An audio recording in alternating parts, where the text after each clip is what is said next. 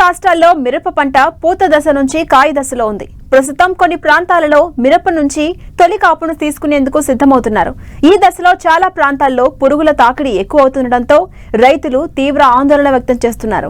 రైతులు అప్రమత్తంగా వ్యవహరించి సకాలంలో పురుగులు నివారించాలంటూ సమగ్ర సస్యరక్షణ చర్యల గురించి తెలియజేస్తున్నారు ఆదిలాబాద్ కృషి విజ్ఞాన కేంద్రం శాస్త్రవేత్త సునీల్ కుమార్.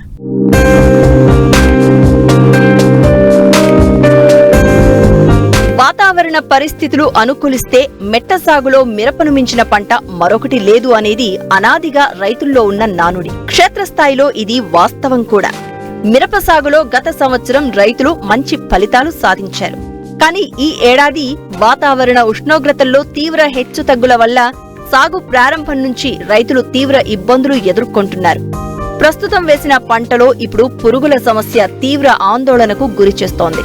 వీటిని సకాలంలో గుర్తించిన వెంటనే నివారణ చర్యలు చేపట్టాలి. ప్రస్తుతం మిరపకు ఆశించిన పురుగులను ఏ విధంగా అరికట్టాలో రైతులకు తెలియచేస్తున్నారు ఆదిలాబాద్ కృషి విజ్ఞాన కేంద్రం శాస్త్రవేత్త సునీల్ కుమార్. గత 10 సంవత్సరాల నుంచి ఎండుమిరప సాగు చేస్తున్నాను. దీనికి అప్పుడు ఒక 10 సంవత్సరాల కింద ఖర్చు అనేది చాలా తక్కువ ఉండే. ఇప్పుడు ఖర్చు అనేది దాదాపు పెరిగిపోయింది. పెట్టుబడి పెరిగిపోయింది. ఎందువల్ల అంటే చీడపీడలు అధికంగా వస్తాయి మిరప పంటకి. ఇంతకుముందు పెట్టుబడి 1,00,000 రూపాయలు అవుతుండే ఎకరాకు వచ్చి. ఇప్పుడు పెట్టుబడి చాలా పెరిగి ప్రజెంట్ ఒక ఎకరాకు వచ్చి 2 నుంచి 2.5 లక్షలు అవుతుంది. మన ఆదిలాబాద్ జిల్లాలో చుట్టుపక్కల మిరప సాగు అనేది చాలా తక్కువ. కొద్దిమంది మాత్రమే పచ్చిమిర్చి వేస్తారు. ఎండుమిర్చి చాలా వ్యయ ప్రయాసాలు కావున వేయరు. ప్రభుత్వం నుంచి ఇంకా ప్రోత్సాహం అందిస్తే చాలామంది ఉత్సాహమైన యువ రైతులు మిరప వేయడానికి సిద్ధంగా ఉన్నారు. అయితే ఇప్పుడు మిరప తోటలు చూస్తే కనుక ప్రస్తుతం పూత దశలో ఉన్నాయి, కొంతవరకు కాయ ఎదిగే దశలో ఉన్నాయి. అయితే ఈ పరిస్థితుల్లో రసం పీల్చే పురుగుల బెడద అనేది ఎక్కువ కనబడుతున్నది.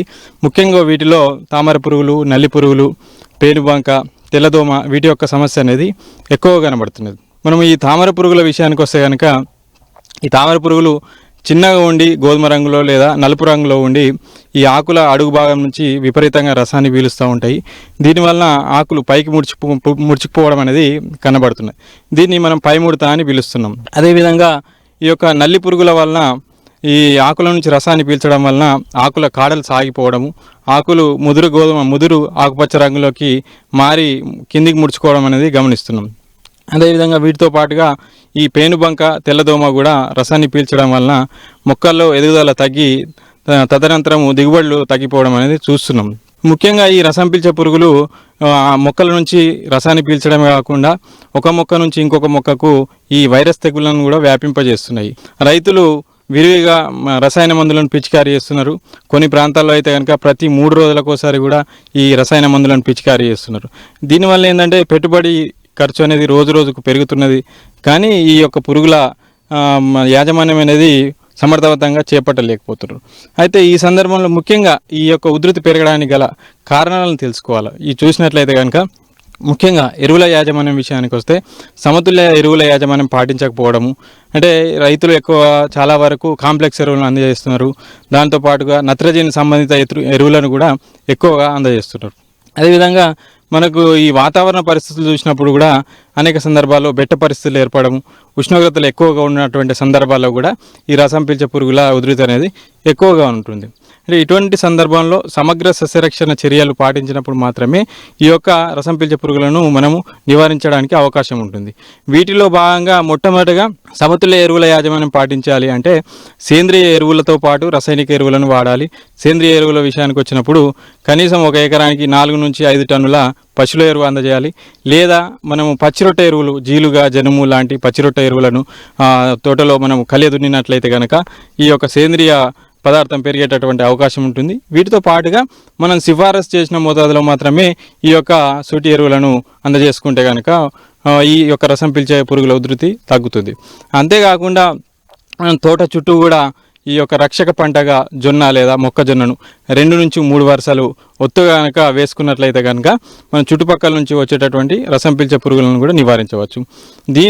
దీంతో పాటుగా ఈ యొక్క సమగ్ర సస్యరక్షణలో భాగంగా ఈ పసుపు రంగు జిగురు అట్టాలు, నీలి రంగు జిగురు అట్టాలు అనేవి మనకు మార్కెట్లో లభిస్తున్నాయి.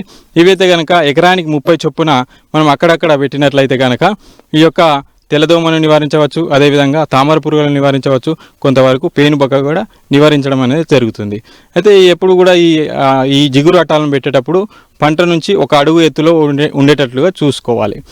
ఈ విధంగా చేసిన తర్వాత మనం ఏంటంటే ఆ తర్వాత రసాయనిక మందుల విషయానికి వచ్చినప్పుడు ఈ యొక్క తామర పురుగుల విషయానికి వస్తే కనుక ఈ ఫిప్రోనిల్ అనే మందు అయితే కనుక లీటర్ నీటికి 2 మిల్లీలీటర్ల చొప్పున కలిపి పిచికారీ చేసుకోవాలి. లేదా డైఫెన్తురాన్ అనే మందు అయితే కనుక లీటర్ నీటికి 1.5 గ్రాముల చొప్పున కలిపి పిచికారీ చేసుకోవాలి. నల్లి పురుగులను నివారించడానికి నీటిలో కరిగే గంధకం అయితే లీటర్ నీటికి 3 గ్రాముల చొప్పున కలిపి పిచికారీ చేసుకోవాలి. లేదా క్లోరోఫిన్ పైర్ అయితే కనుక లీటర్ నీటికి 2 మిల్లీలీటర్ల చొప్పున కలిపి పిచికారీ చేసుకోవాలి.